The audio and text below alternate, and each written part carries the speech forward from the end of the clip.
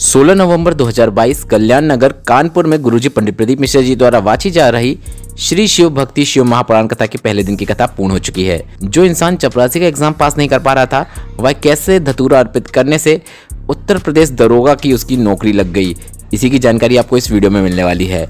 आज की कथा में गुरुजी के बताए सभी 19 उपाय, पत्र और उपयोगी जानकारी इस वीडियो के माध्यम से हम आपको देंगे।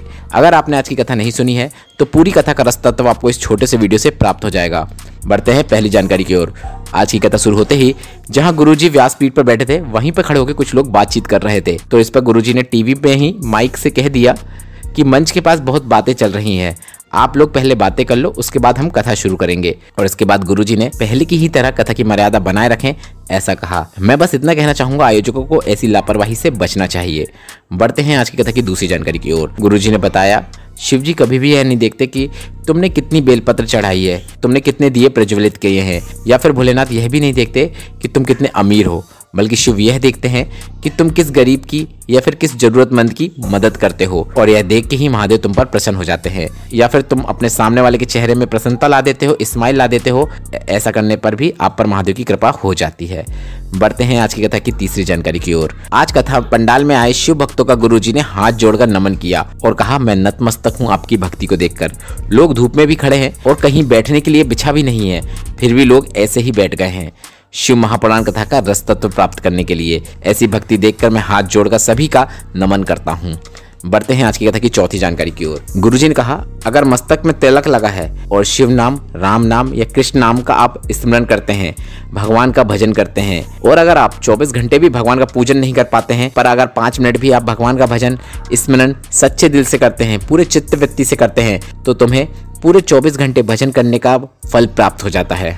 बढ़ते हैं आज की कथा की पांचवी जानकारी की ओर। गुरुजी ने बताया, अगर आप मंदिर नहीं जा सकते हैं, शिव पूजन भी नहीं कर पाते हैं, तो जब भी आप शिव मंदिर के सामने से निकलते हैं तो शिव मंदिर को देखते हुए शिव का स्मरण कर लीजिए। बस इतना कर देने से भी भोलेनाथ की आप पर कृपा होना निश्चित है।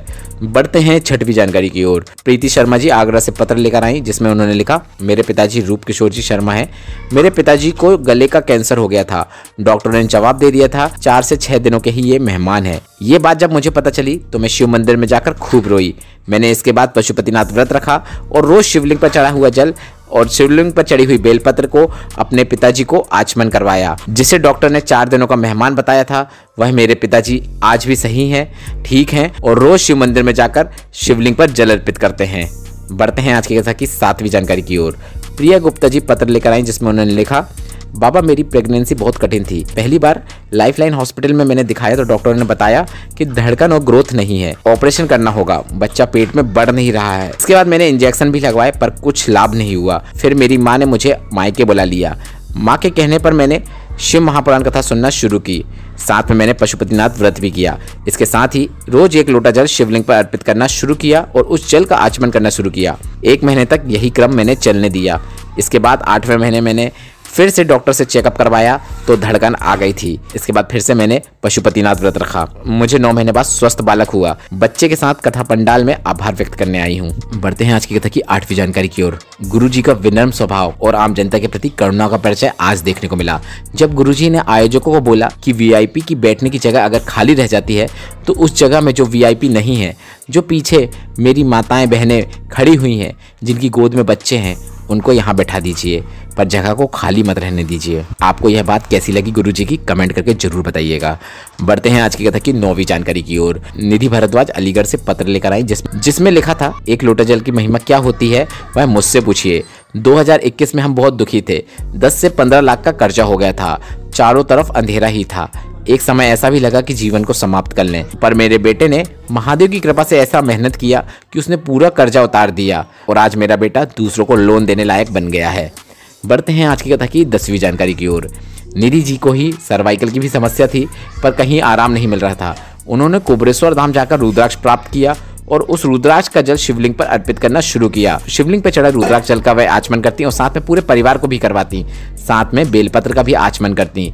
अब वह पूरी तरीके से स्वस्थ हो गई हैं, आभार व्यक्त करने कथा पंडाल में आई हैं। बढ़ते हैं आज की कथा की 11वीं जानकारी की ओर। गुरुजी ने कहा, कभी भी आपको विकलांग दिव्यांग को देखकर हंसना नहीं है।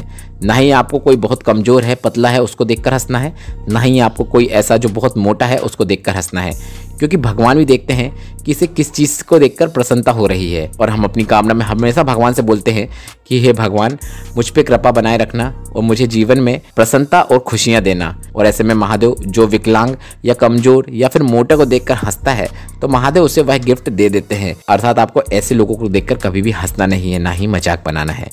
बढ़ते हैं आज की कथा की 12वीं जानकारी की ओर। गुरुजी ने कहा, कभी भी आप अपनी प्रॉपर्टी दौलत के बारे में बच्चों को मत बताओ।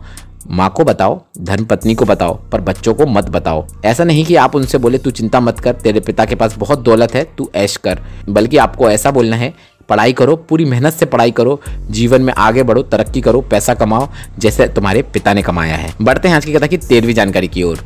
अंजू जी कानपुर से पत्र लेकर आई जिसमें उन्होंने लिखा, चाचा को कैंसर हो गया था, एक ऑपरेशन हो चुका था, दूसरा होने वाला था। मैंने मेरी चाची को कहा आप भोलेनाथ पर जल चढ़ाइए और वह जल चाचों को पिलाना शुरू कीजिए।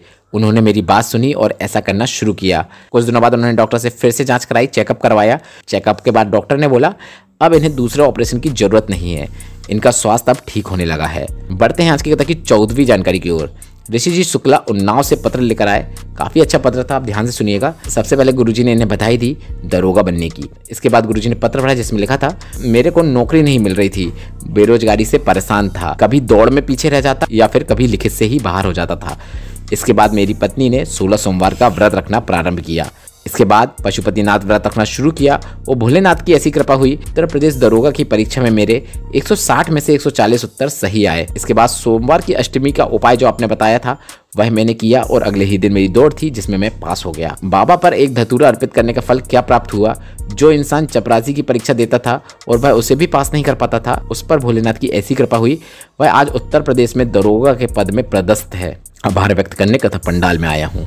बढ़ते हैं आज की कथा की 15वीं जानकारी की ओर। शंकर पर चढ़ाया गया एक लोटा जल हमारा पूर्व में किए गए कई पापों को धो देता है, इसलिए शिवलिंग पर जल जरूर अर्पित करें। बढ़ते हैं आज की कथा की 16वीं जानकारी की ओर। गुरुजी ने कहा, श्री शिवाय नमस्तुभ्यम मंत्र का जाप कब नहीं करना चाहिए, ऐसा लोग हमसे प्रश्न करते हैं। रजस्वला धर्म होने पर कर सकते हैं या नहीं? तो इस पर गुरुजी ने कहा, रजस्वला धर्म पे या फिर घर में कोई मर गया है, शांत हो गया है, तो ऐसी अवस्था में भगवान का स्मरण करने में कोई दिक्कत नहीं है। जैसे पशुपतिनाथ व्रत में रजस्वला धर्म आने पर पूजन नहीं किया जाता, पर व्रत रखा जाता है, भगवान का स्मरण किया जाता है। बढ़ते हैं आज की कथा की 17वीं जानकारी की ओर। गुरुजी ने बताया, पहले ही दिन से रायपुर की कथा में लोग कह रहे थे कि कथा पंडाल के ऊपर सांप है, नाग नागिन का जोड़ा है। हमने कहा ऐसा कुछ नहीं है, रस्सी है। जैसे तैसे 4 दिन निकले, उसके बाद 5वें दिन बाबा स्वयं नीचे आ गए, अर्थात नाग नागिन का जोड़ा कथा पंडाल के नीचे लोगों के बीच आ गया था। बढ़ते हैं आज की कथा की 18वीं जानकारी की ओर। गुरुजी ने कहा, अगर आप शिवलिंग पर एक लोटा जल अर्पित कर रहे हैं, शिवलिंग पर जल चढ़ा रहे हैं, या फिर आप कोई दान दे रहे हैं या कोई अच्छा कर्म कर रहे हैं, तो अगर आपको कोई देख भी नहीं रहा है तो आप यह मत सोचो कि कोई देख नहीं रहा है, वह ऊपर से बैठा मेरा भोला भंडारी सब देख रहा है। तुम्हारे द्वारा किए गए अच्छे और बुरे कर्म सब देखता है। बढ़ते हैं आज की कथा की 19वीं और अंतिम जानकारी की ओर। कथा के समापन में एक बार फिर से गुरुजी ने आयोजकों से निवेदन किया कि टेंट और बिछाने की व्यवस्था को और बढ़ाएं ताकि कथा सुनने आए शिव भक्तों को परेशानी का सामना न करना पड़े। आज की कथा आपको कैसी लगी कमेंट करके जरूर बताइएगा। साथ ही मेरे द्वारा दी गई जानकारी अगर आपको उपयोगी लगी हो तो वीडियो को लाइक करके कमेंट बॉक्स में हर हर महादेव